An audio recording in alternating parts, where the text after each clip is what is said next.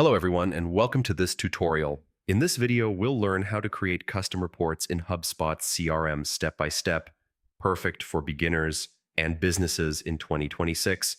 Let's get started. Custom reports in HubSpot allow you to analyze data, track performance, and make informed decisions. You can report on contacts, deals, activities, and other metrics that matter most to your business. First, log in to your HubSpot account. From the top menu, go to Reports. Reports. Create custom report. Next, choose a report type. HubSpot offers options like single object, cross-object, funnel, and custom behavioral reports. Select the type based on the data you want to analyze. Now, select the objects and properties for your report. For example, choose deals, contacts, or tickets, and pick relevant fields like deal stage, revenue, or life cycle stage.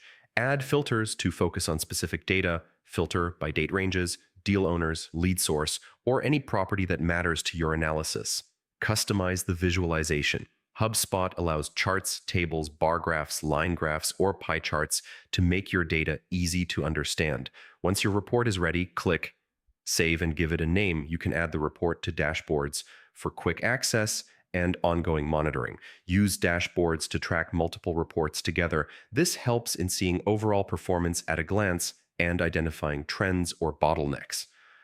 Regularly update reports as your business goals change. Custom reports in HubSpot ensure your team always has the right data to make decisions. In summary, creating custom reports in HubSpot CRM helps you analyze key metrics, track performance, and optimize your sales and marketing strategy.